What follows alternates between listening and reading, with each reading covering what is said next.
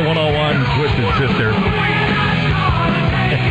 The one and only Dee Snider. Yeah, we're not going to take it. You know, we found out at literally 3:30 this morning that we were going to be getting Dee on the phone with us at 8 o'clock live. And, you know, Dee, we had to search the internet high and low to find this Twisted Sister rarity. And we, thank goodness we found it the time to get you on the air today. How's it going, man? Yeah, I'm unfamiliar with that song. What aren't they taking it from who?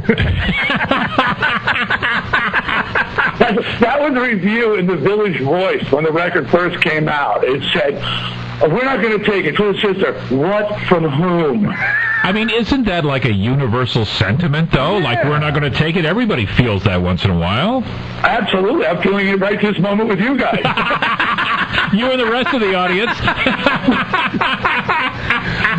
Dee Snider Band next Saturday, all part of Roar on the Shore. Dee, thanks for spending some time with us. Now, you're in Europe right now. Denmark, am I right? Yeah, well, I'm in Copenhagen because we're playing Sweden, but, you know, these Scandinavian countries border each other. It's closer. We're playing to Copenhagen than it is to, like, Stockholm, so we're here. And, yeah, we're playing tonight. We play in Sweden, and tomorrow we fly to Germany for a very big headline Bang Your Head Festival, which is a huge festival. Nice, and, you know, you're going to be there, and you're going to be in Germany on the eve of the World Cup final. That place is going to be going crazy, I bet. That place probably would be empty. I mean, what I learned a long time ago, rock does not beat sports. You can't beat a sporting event. And you just reminded me that the World Cup will be playing. Usually there's 40,000 people. There'll probably be like 4. Where's everybody? They're at the bar watching the game.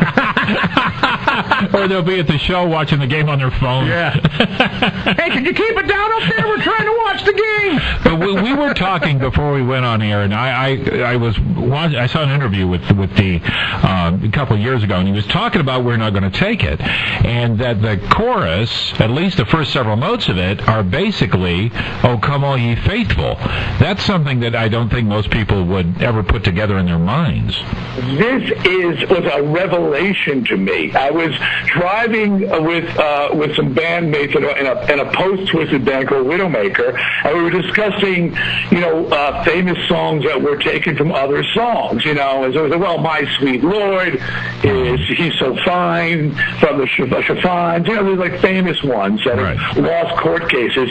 And his guy's name's Al Petrelli, who's TSO now. Yeah, we know Al says, and of course, We're Not Going to Take It is Oh Come All Ye Faithful. And I was like, wait, what? He goes, it's Oh Come All Ye Faithful. Did you know that? We're not gonna take it. Oh Come All Ye Faithful. Oh, yeah. Son of a bitch. Singing in the church choir for 19 years paid off. Thank you, God. God takes care of his own, you know? Yeah, he certainly does. As a matter of fact, I don't know if you're aware that I've written a musical called Dee Snider's Rock and Roll Christmas Tale, which is actually launching this holiday season in Chicago. Really? It opens up November 4th, running through January 4th, and more about that later. But it's a Christmas show. It's a story of a struggling heavy metal band who, in a last-ditch effort to find fame and fortune, sell their soul to the devil, but find the magic of Christmas instead. And there's a moment in the show where they're sort of possessed by the spirit of Christmas, and they go back and forth from We're Not Going to Take You to Oh Come All Ye Faithful. Cool.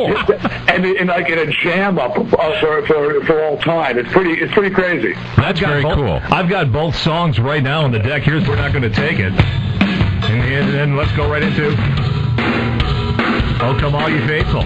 Oh, yeah, you can hear it. I mean, it's clear as a bell. That's great. Especially the drum pattern. I never realized that Bing Crosby used drums. I know. Well, again, that's God on drums. And, it's God on drums. Thank you, God. But, you know, speaking of which, one of the things you're most famous for with a certain generation, besides your music, is the old days of the Parents Music Resource Center hearings. Yeah. And you appeared with, you know, Tipper Gore leading this drive, if people don't don't know, to get CDs labeled as, this is dangerous and so forth and so on. And you were one of the most well-spoken, and you really put them in their place when you did that hearing. How did that feel, appearing before this, Senate hearing about music labeling? Well, first of all, those Senate hearings, it's amazing to see as time has passed. I mean, it's actually any college course on censorship actually covers that as a historic event, because it was turned out to be a very huge moment, in the story of censorship through the ages. And it was, I look back on it and I see videotape or whatever, and I go, man, I was one cocky SOB. I walked into the Senate hearings with snakeskin boots, pants so tight you could tell I was circumcised, and I literally put on mascara for the hearing. And I'm going, man, we're in our 20s. We're not afraid of nothing, Man. So, but I'm proud of the moment historically, and I get a lot of recognition, even from young people, because they hear about it as a historic event, and I was just trying to do the right thing. It seemed to me that someone had to say something, and I was proud to step up and represent and show these idiots that just because we like rock and roll doesn't mean we're morons. Oh, yeah. And you spoke so intelligently. Obviously, Frank Zappa spoke so intelligently. And then there was John Denver. I mean, all kinds of people stepping up to say all this genres of music. Yeah, this is censorship. This is just not what America should be doing. Yeah, but nobody was shocked that Zappa or Denver was intelligent. They just expected me to throw up on the dais. Please, Dee Snider. Thank you very much, Mr. Snider. Dee Snider on the phone with us. The Dee Snider Band headlining next Saturday for Roar on the Shore 2014. And Dee, you're certainly no stranger to this ever-growing biker event. You were a former Grand Marshal of the parade. And what was that like to lead all those bikers into downtown Erie? I mean, you've seen and done a lot of things in your life, but I got to think that was a thrill. Let me tell you what, I'm not just regurgitating what you just said. I've done a lot of charitable work. I do a lot of charity rides and a lot of events all over the country, and I've grand marshaled many things. Roar on the Shore is the single most exciting ride that I've ever done. Wow. And I just found out last night I will not be able to get into town soon enough to ride, because I wanted, besides playing, which I didn't do last time, and I'm excited to be playing, I wanted to ride. I wanted to experience that again, because the support for this ride from the community is so wonderful, honestly. I mean, to see the roadways line like that, and the cheering and the enthusiasm, it's just, I wanted to do it again. And I'm friends with Danny Coker, and I know he's the Grand Marshal this year, and I wanted to ride. I said, Danny, I'll ride in the pack with you, man, because it was just really just a wonderful event. So bravo. I mean, I want to applaud not just the people who ride, but because it is a charity event, but the people who cheer everybody on. I think that is so cool, and honestly, you don't see that support everywhere. It's really great. Oh yeah, and you see people in Erie lining up on lawn chairs, old people to watch the bikes go by. They're not complaining and shaking their fists. They're enjoying it and celebrating the event. I mean, I can't say it enough.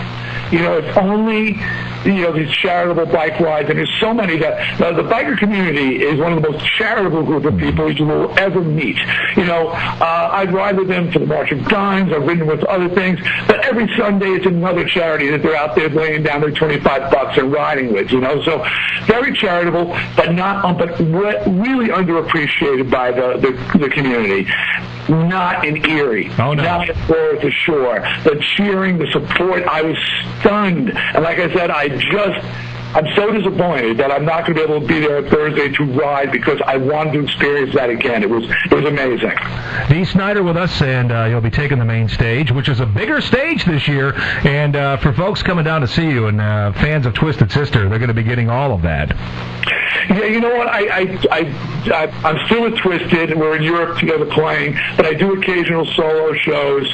And the solo shows, you'll hear the Twisted stuff that you want to hear, and then I bring in some stuff that I did with my band Widowmaker. I do covers, and it's like I said, it's the stuff that you want to hear, some stuff that you haven't heard before, but I guarantee you will be entertained. No doubt, man, no doubt. Hey, I cannot wait to meet you. AC and I will be bringing you on stage next Saturday. And again, I want to thank you for taking some time from your European tour to call us here in the States today. Have a safe trip. Rock 'em in Germany, and we'll see you in a week. Can't wait to rock, roar on the shore. Like I said, last time I led the parade. This time I'll be rocking your asses, so get ready. All right. Awesome. Dee Snider. I want to rock!